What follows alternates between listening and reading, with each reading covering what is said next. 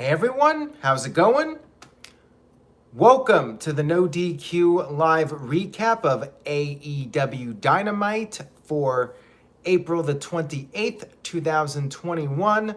Shout out to everybody watching, whether it's live or on demand. I appreciate your viewership and support. We have Jamie in the chat room watching from Holland. I appreciated people from all over the world checking out the No DQ recap of AEW Dynamite. We're 1 week away from the Blood and Guts edition of Dynamite. Let's go ahead and get started with this recap. We had Brian Cage, not Christian Cage, against Hangman Adam Page, not Ethan Page. Right from the get-go, Cage jumped Page on the stage, and he was certainly feeling the rage. You then had the Dark Order quickly come down to make the save, but Cage was able to power bomb Page on the stage, threw him back in the ring, and the bell finally rang. Cage pretty much just destroyed Page, beat the crap out of him, suplexed him, threw him into the barricade. Page was able to make a comeback. Page sent Cage into the ring post and then climbed up the top, did his trademark moonsault. Page got Cage back in the ring, but the comeback did not last, and Cage hit the buckle bomb to Page and then hit Page with the drill claw, aka the Steiner screwdriver, to pick up the victory. The Big Shock, a somewhat clean win other than the whole pre-match attack. Cage dominated Page and picked up the victory here. Gary says, I absolutely loved the unexpected win by Cage. Unexpected wins are great for wrestling. Good opener.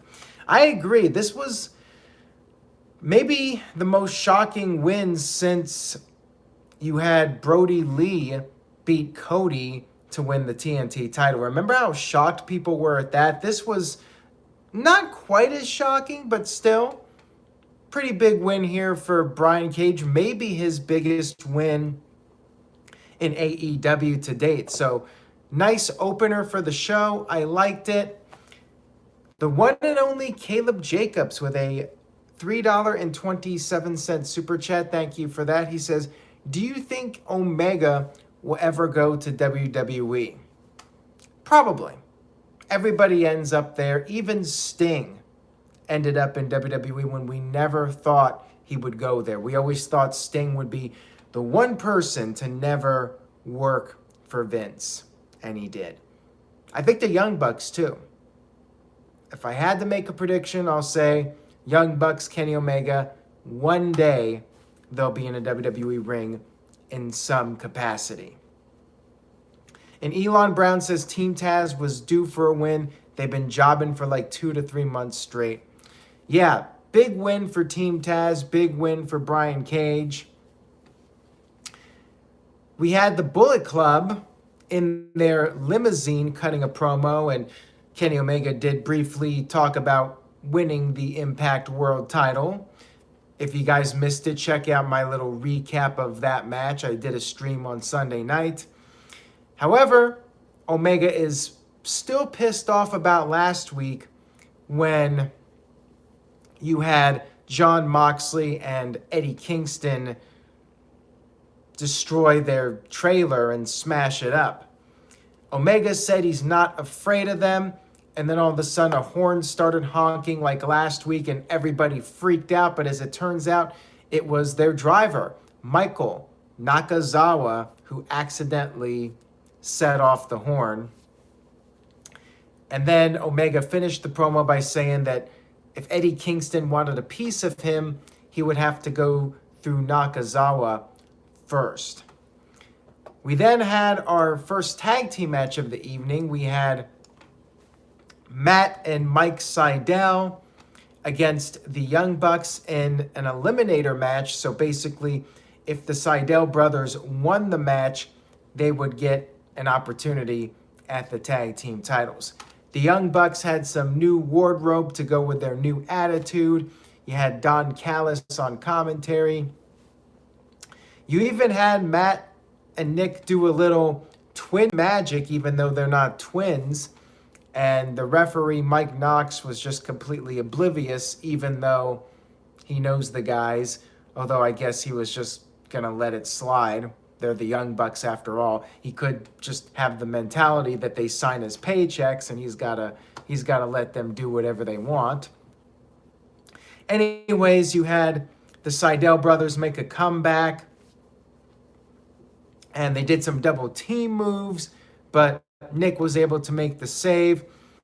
And Matt did a crucifix pin, got a near fall. Then Mike was tagged in. However, Matt hit Mike with a low blow. And then the Bucks hit the BTE trigger to pin Mike. After the match was over, SCU, Christopher Daniels and Frankie Kazarian came down to ringside, said that they're still undefeated ever since they vowed to break up if they lost a match. They're undefeated. They want to wrestle the Bucks, and they refer to the Bucks as entitled, overdressed bitches. Their new attitude sucks, and they vowed to win the tag team titles and make AEW a better place without those assholes. And that's what they said. Assholes. The Bucks. I'm just recapping. Gary says, we already know that the Seidel brothers were going to lose, but damn, those brothers can go. Their indie days as a tag team were insane. Great match. Yeah, I agree. Good match from these guys. And we had a little Jade Cargill video, just again talking about all the people wanting to manage her and that she's her own boss, yada, yada, yada. We then had Orange Cassidy versus Penta, and before the match, they were doing the taunts, Penta with the zero fear, and then Orange Cassidy put his hands in his pocket, did a bunch of moves with his hands in his pocket, and it went back and forth for a while. You had Penta hit the Destroyer. He then went for the package pile driver, but then Orange Cassidy countered it with the beach break. However, Penta was able to get his shoulder up, and then Orange hit the diving DDT, followed by another spinning DDT. You then had Alex, the translator, get on the stage, started talking on the mic. Orange threw him in the ring, and then Trent, the distraction actually backfired on Penta, because with the referee distracted, Trent gave Orange Cassidy the microphone. Orange used it to do the orange punch, a microphone-assisted orange punch to Penta, and scored the 1-2-3 victory. Fun little match here, and I'm glad it wasn't a case of the stupid babyface losing. The heels actually got outsmarted, which is how it's supposed to be. We had a promo from Britt Baker, again, talking about her win-loss rankings.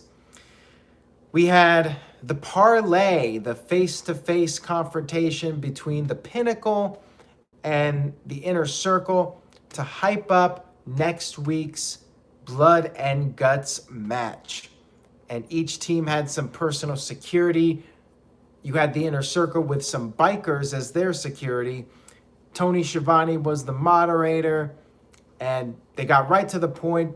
Sean Spears said that there will be no coin toss to determine which team gets the advantage. It's going to be them, because they were forced into the match. Sammy Guevara essentially agreed to this, said that they could go with the advantage. Sammy even went further and said he'll start the match. So Sammy Guevara will be the first guy in it, and he's gonna take care of everybody. You had FTR go back and forth with Santana and Ortiz for a while on the mic. And then finally, we got MJF and Jericho trading verbal jabs at each other. MJF, he said thank you to Jericho. Thank you to Jericho, because Jericho did put AEW on the map and built a great faction with the Inner Circle. However, MJF said that Jericho's under pressure. Jericho looks exhausted. And MJF said he will take that burden away from Jericho at Blood and Guts. He will take Jericho's spot, and once he's done doing it, he will thank Jericho once again. Great mic work here by MJF. And then Jericho had his rebuttal. Jericho on fire for this. Called MJF a selfish little prick and said that MJF cannot just inherit a spot like MJF inherited a trust fund. And Jericho's like, yeah, he did curtain jerk in WCW, but he's damn proud of it. It got him to where he is today. And yeah, at 25, he was not a big star, but he was headlining arenas all over the world and paying his dues in wrestling. And he said the Inner Circle, they are blood and guts. And Jericho put over all of his teammates and said that the Pinnacle will have to kill them to make them surrender. Jericho finished off by saying 2021 is the summer of violence and pain for the Pinnacle, and summer starts early on next week's show. Hell of a promo from these guys. Got me hyped up for next week, which is exactly what you want these promos to accomplish.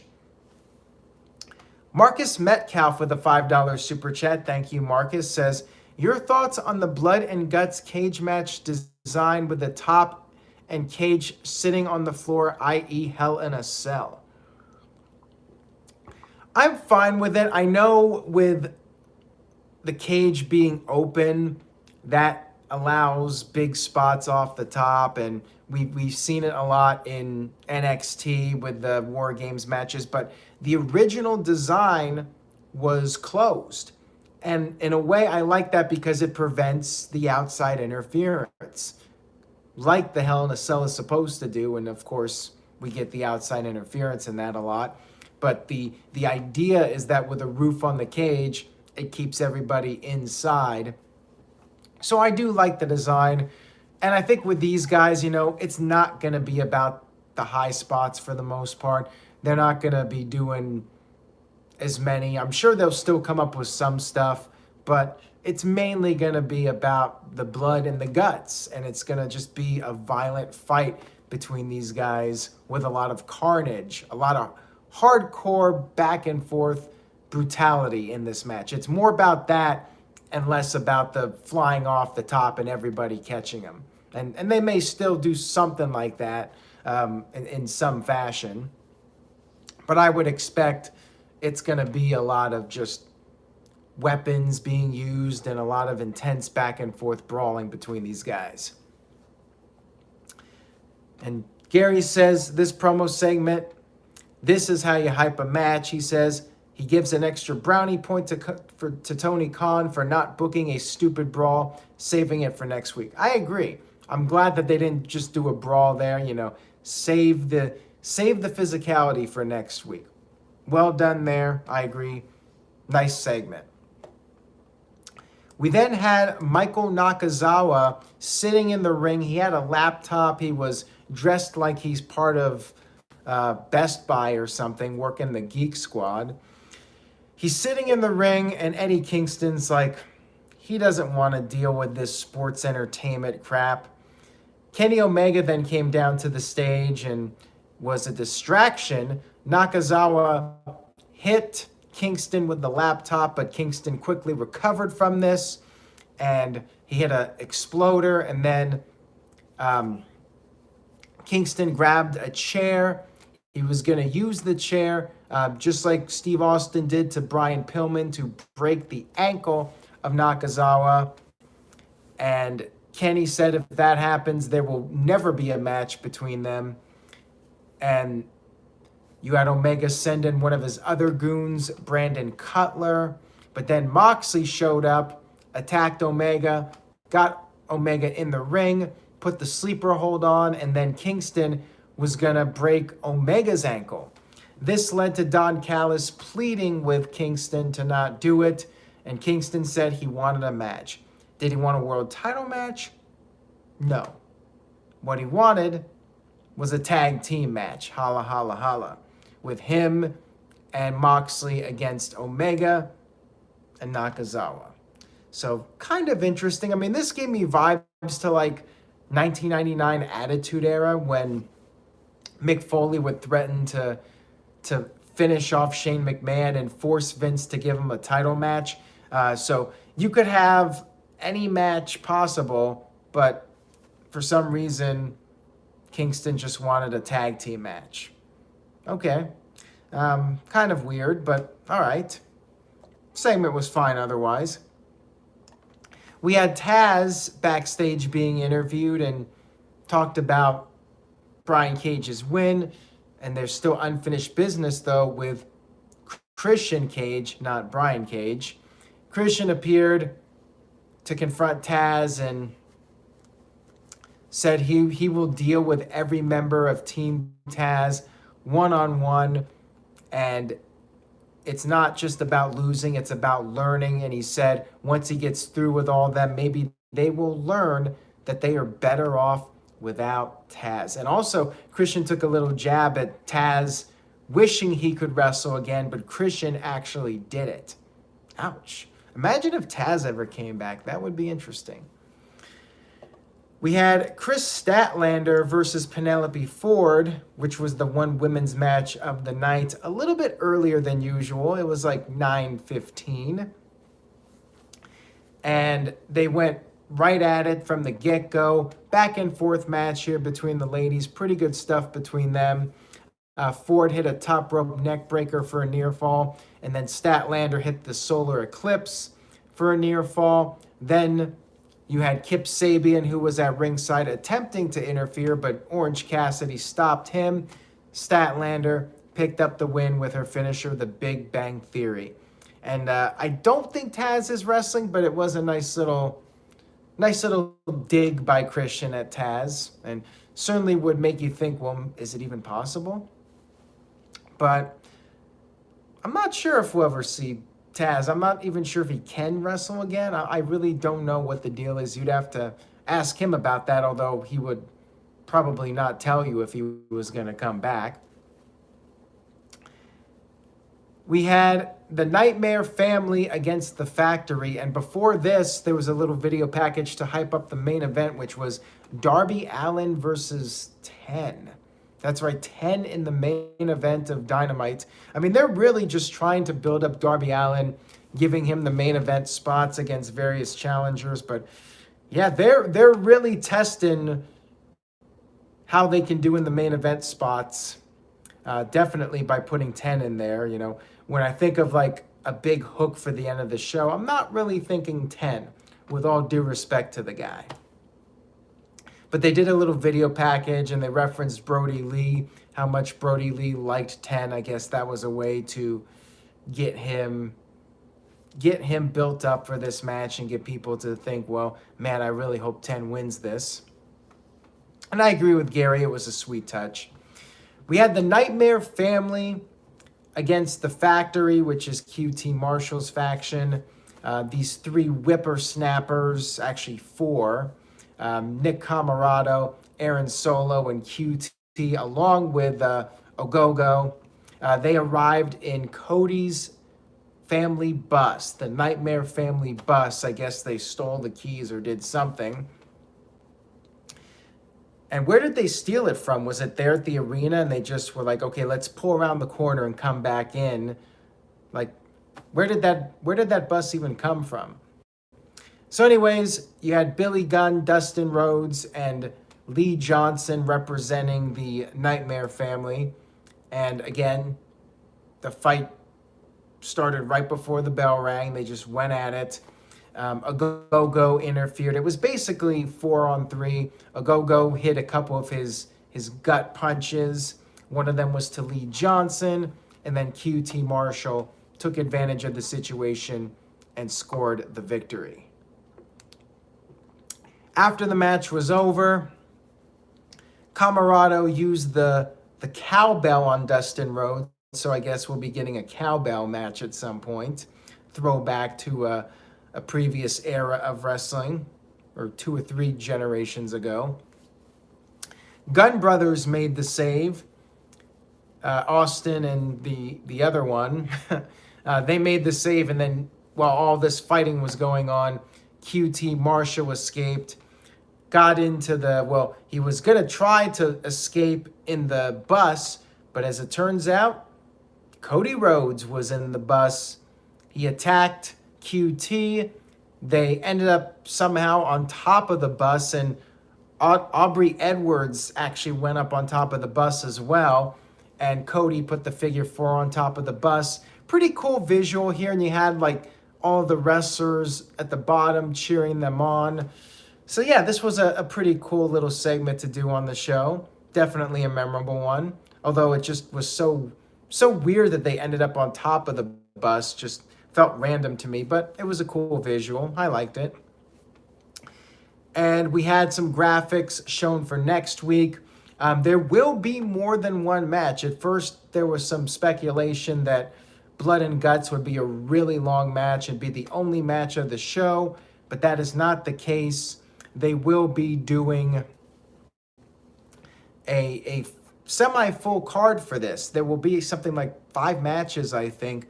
One of them being Cody one-on-one with QT Marshall. Actually, am I wrong about that? I think that's the match for next week. I think they made that for next week. I would have to pull up the card here, which I do not have off the top of my head. So if I'm wrong on that one, somebody correct me. We had Kip Sabian backstage meeting up with Miro, and Miro just beat the shit out of him. Miro went into complete old school Rusev mode, beating up Kip and then smashing the door into Kip's arm. Said it was time for Kip to pay his dues. Miro then hugged Kip and said he forgives Kip. And Gary confirms, yes, it will be Cody Rhodes versus QT Marshall on next week's Dynamite. I believe Britt Baker is in action next week. They're doing like a 4-way tag match with SCU, which I thought SCU already established they were the number 1 ranked team. So why do they still need to qualify for a possible match against the Bucks? And I guess if they lose, they're done as a team also. So kind of gives away how that's going to go down. But hey, at least you get those guys on TV. You then had the main event, which was Darby Allin versus 10. Darby went after the hand of 10 to try and prevent him from doing the power moves, but 10 was still able to pick up Darby, even with one hand, and then they both ended up on the outside of the ring. Dark Order was kind of acting like they might try to interfere, but Sting held them off. But while this was happening, with Sting distracted, you had Ethan Page, not Diamond Dallas Page, or Christian Cage, or Brian Cage. You had Ethan Page interfere, and he attacked Darby Allin. But somehow Darby was able to stay in the match. He ripped at the mask of 10, and 10 ended up managing to catch Darby doing the springboard coffin drop. He had the full Nelson on, and then Darby, really cool finish here. I like the little throwback to what Bret Hart would do back in the day, like the 96 Survivor Series finish where you're in the finisher, in the submission hold, and Darby put his feet up in the corner and used the momentum to turn the submission into a pinfall and scored the victory over a very game 10. And after the match was over, some sportsmanship was shown. But then Scorpio Sky attacked Sting while Page, Ethan Page, not Diamond Dallas Page, attacked Darby. They put on some dueling submissions. Lance Archer and 10 ran to the ring. 10 was backstage. He came back. Lance Archer and 10 made the save to close out Dynamite. So that was the end of the show. And overall, really good Dynamite. Like, even though this was more of a build-up for next week, like, I still thought just on its own, it was a really entertaining show. Really solid Dynamite, and I thought one of the best ones of the year. I mean, best one in several weeks, I would think.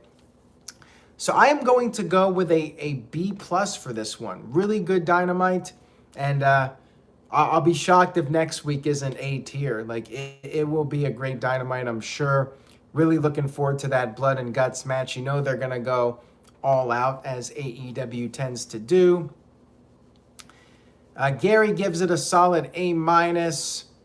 Unpredictable, solid matches. Great win for Darby. Dr. NXT Scorpio and Nick Glavin give it an A minus. Kim Hall, Tic Tat Tat, and CC Drink give it solid B's. Tic Tat Tat says better than NXT this week. Calvin Bowman really liked it, giving it an A plus. Mike B says he did not watch, but he came here for the review. Well, thank you for that. I appreciate you tuning in and watching. Thank you all for watching. I really do appreciate your viewership and support. AEW, up to this point, best show of the week. We'll see if SmackDown can top it, but it's going to be tough. And last week, by the way, I forgot to say, AEW had the best show last week, and pretty good chance they'll have the best show this week. We'll see. But that's all I got for tonight. Stay tuned to No DQ for the latest wrestling news and rumors. And stay tuned to the channel for the No DQ review and SmackDown to finish off the week. Take care, everybody, and I will see you all next time.